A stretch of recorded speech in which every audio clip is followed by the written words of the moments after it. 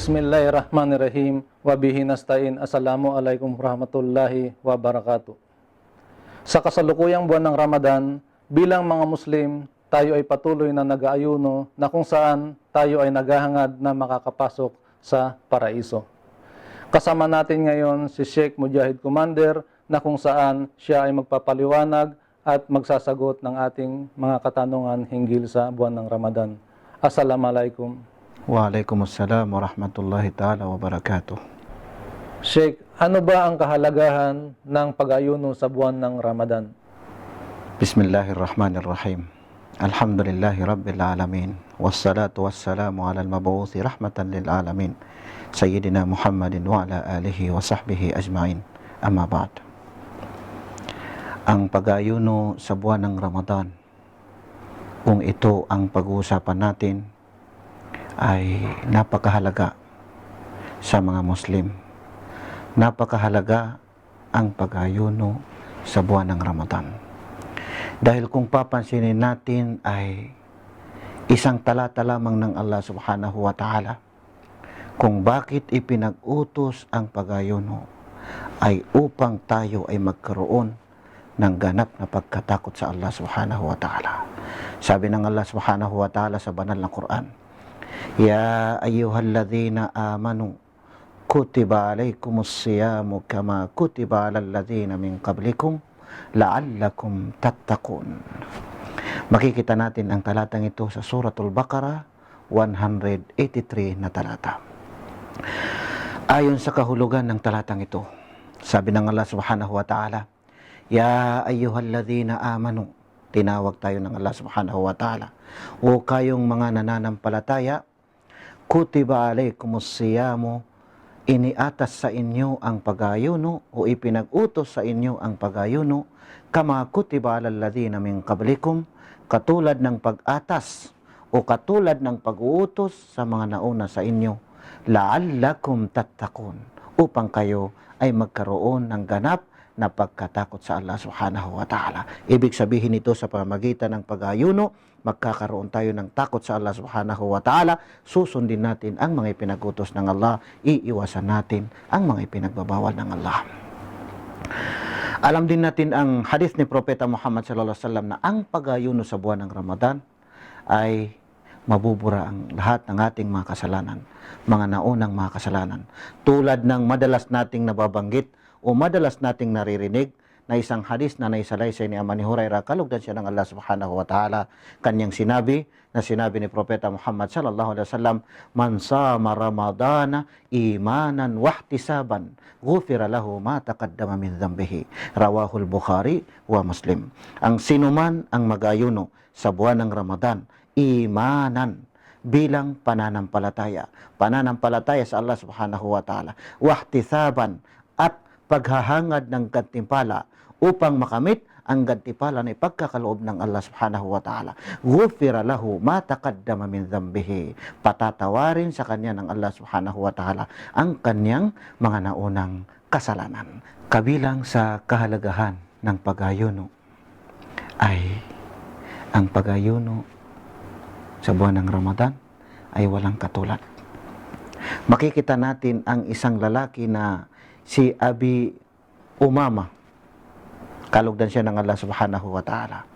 Nung siya ay dumating kay Propeta Muhammad sallallahu alaihi wasallam, ay sinabi niya kay Propeta Muhammad sallallahu alaihi wasallam, Murni bi'amalin yudkhilunil jannah. Pag-utusan mo ako ng isang gawain na magpapasok sa akin sa paraiso o magiging dahilan upang ako ay makapasok sa paraiso. Ano ang sinabi ni Propeta Muhammad sallallahu alaihi wasallam? Qala alayka bis-sawm fa innahu la idla lahu. Dapat kang magayuno.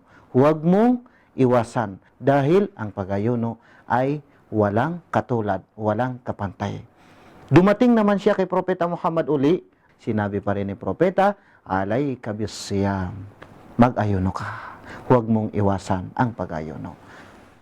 Kabilang pa sa kahalagahan ng pag-ayuno na kung saan ay makakamit ng taong nag-ayuno ay kasiyahan o di kaya ay kaligayahan, na kung saan ay makikita natin sa hadis ni Propeta Muhammad sallallahu alaihi wasallam na naisalaysay ni Amani Hurairah, kalugdan siya ng Allah subhanahu wa ta'ala, walis-saimi farhatani yafrahuhuma.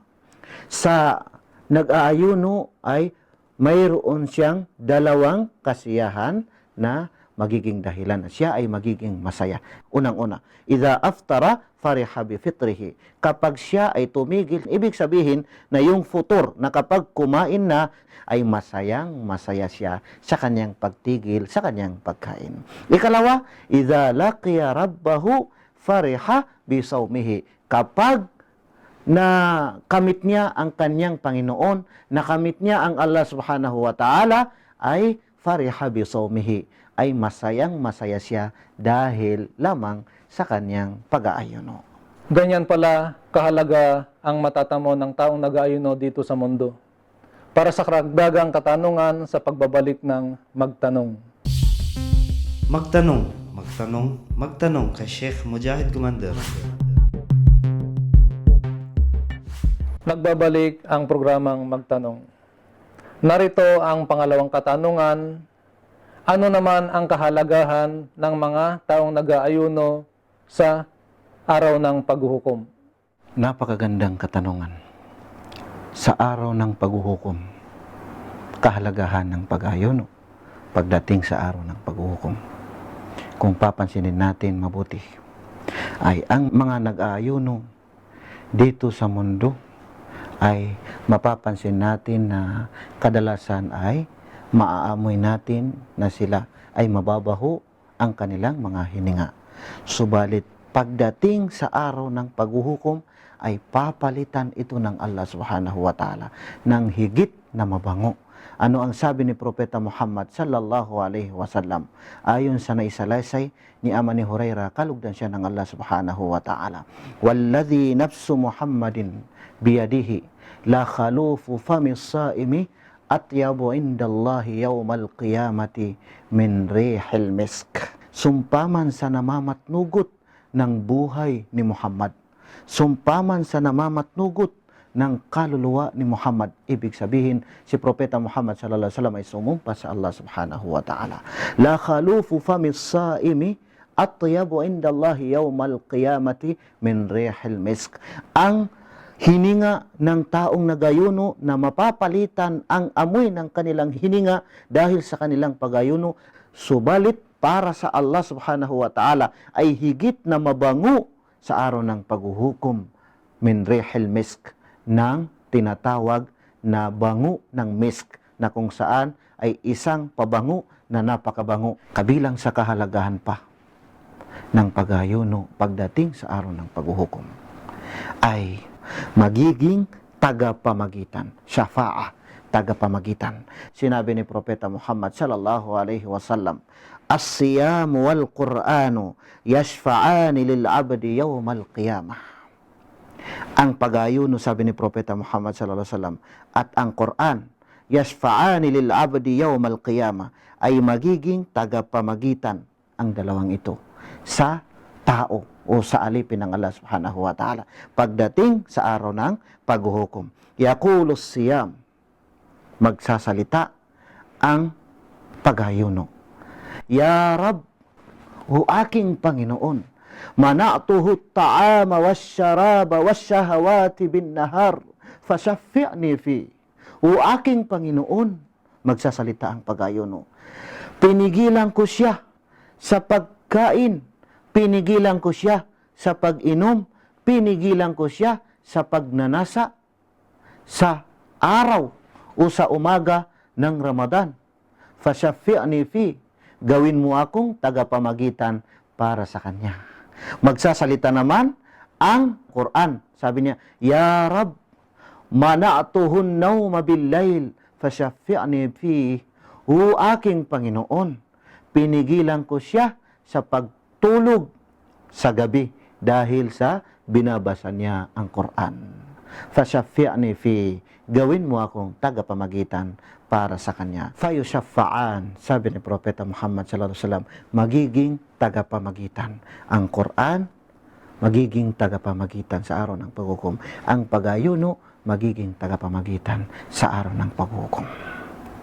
Kabilang pa sa kahalagahan ng pag-ayuno pagdating sa araw ng paghukom, ay ang mga taong nag-ayuno ay bibigyan sila ng espesyal na pintuan na kung saan ay tatawagin sila. Kapag papapasokin na sila, ay tatawagin ang mga taong nag-ayuno. Ayon sa isang hadith na naisalaysay ni Sahal bin Sa'ad radiyallahu anhu, anna Rasulullah sallallahu alaihi wasallam qala, walil jannati baban yuqalu lahu ar-rayyan. Yuqalu yawmal qiyamati ayna as-saimun. Mayroon sa paraiso, sabi ni Propeta Muhammad sallallahu alaihi wasallam, na isang pintuan. Yuqalu lahu ar-rayyan. Ang kanyang pangalan, ar-rayyan.